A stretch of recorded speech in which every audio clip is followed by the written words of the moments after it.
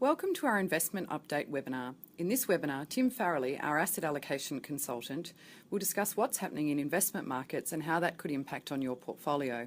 I'll hand you over to Tim. Today we're going to talk about where we find value in different investment markets right now. Now, this chart shows our tipping point table. It outlines what returns you should expect to get from different markets if you invest at different prices. As you'd expect, it shows that the lower the price you pay for an asset, the more returns you can expect to get in future, and similarly, the more you pay for the asset, the lower returns you should expect to get down the track. Now, we've had a good 6 months in the markets, and as a result of that, the returns we expect to get going ahead are slightly lower than before, but still pretty attractive across the board. Most markets are generally either cheap or fair value. However, within these broad markets, Australian equities, international equities, we find quite different value in different sectors. Now, this chart shows where some of these subsectors appear on our tipping point table. And as you can see, different subsectors of the market offer very different value at the moment. What we're going to do now is look at how we've come to that assessment for each of those different subsectors. Let's start by having a look at Australian property. One way to think about the value you get when you buy property is how much do you have to pay to get $1 of rent back.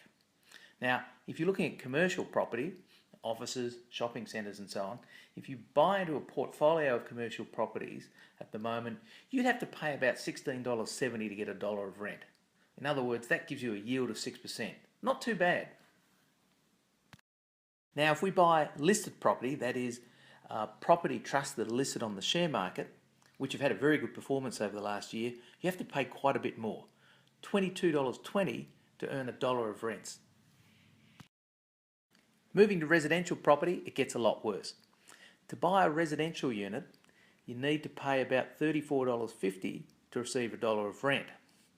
Now, that's a yield of about 2.9%. I know some people say, oh, my yield is a lot higher than that, but you're not remembering to take out all the fees you have to pay. We estimate them to be at least 1.2% a year. They cover maintenance, land tax, rates, agents' fees, body corporate fees. It all adds up, and if anything, that's a conservative estimate. And then we go to houses. Well, $52.60 to buy $1 of rent. This is clearly a lot more expensive than when you buy into commercial property. We know residential property has performed well over the last 15, 20 years with big capital gains. But the drivers for those capital gains have been two things. One, falling home loan interest rates. We think that's pretty much come to an end. And secondly, there's been a shortage of supply. That's been the other critical factor. Now, that shortage of supply is also coming to an end. What we're seeing is there's been a huge increase in residential construction. This chart shows you how the amount of residential properties being built each year have virtually doubled over the last few years. Now we're getting into a situation where we're probably going to move into oversupply, and that's the other great driver of residential property price increases coming to an end. In contrast, commercial property is not only cheaper, but construction activity is at normal levels, so we see no supply problems here. Now let's turn to international share markets. Here we look at how much we have to pay to buy $1 worth of earnings. If a company makes $1 million of profit, how much is it worth? Do we have to pay $10 million, $15 million, $20 million? In other words, how much do we have to pay for each one of those $1 of earnings? Now, at the moment in the United States, we've got to pay $21.30, and we only get a small 2.1% dividend as a result. Now, if we go to Europe, where people are a little bit more pessimistic about the outlook, you have to pay a lot less to buy $1 worth of earnings. And as a result, you get a much higher dividend, 3.5%.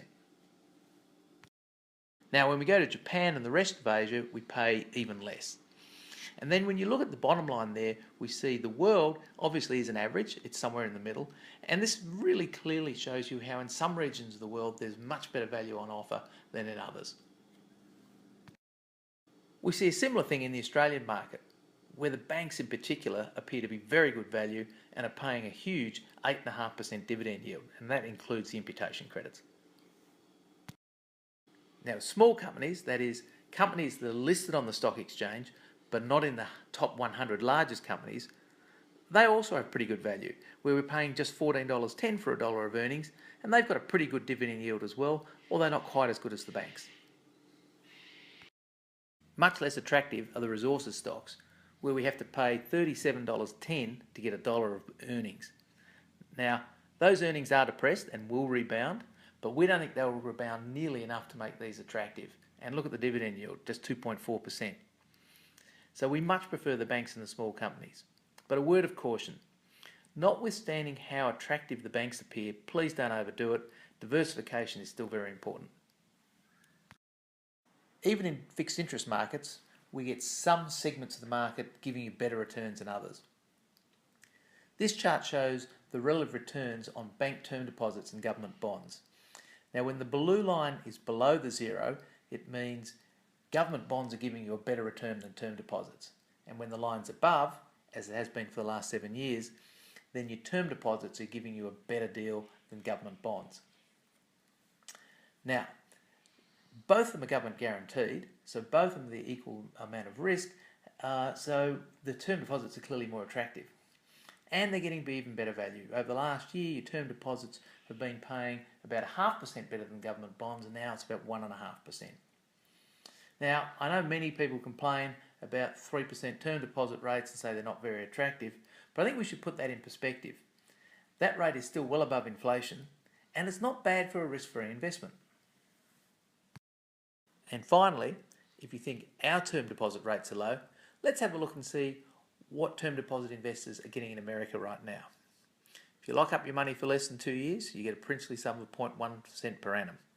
And if you're prepared to go out and lock it up for 10 years, you can get up to 0.15% per annum, a whole lot lower than you're getting here. So, as we said at the outset, even though broad markets are at fair value or better, as we can see here, there are quite big differences within markets. However, just because some markets are more attractive than others doesn't mean they'll definitely be the best performers.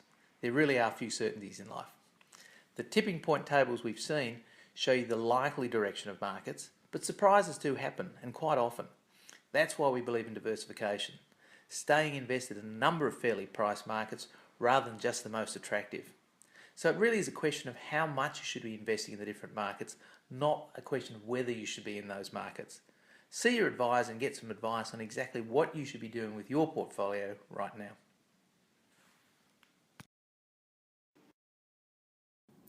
Thank you for watching our Investment Update webinar. If you would like to discuss your investment portfolio, please contact your financial advisor. For more information on investing generally, please visit our website. Thank you. This webinar is of a general nature only, and the performance figures presented are not indicative of future performance. Given that most people have fairly complex financial situations, you therefore shouldn't take this information as personal advice. Everyone has different financial situations and requires solutions and plans which are tailored to their individual situation, and we will be pleased to provide you with that personal advice if you wish.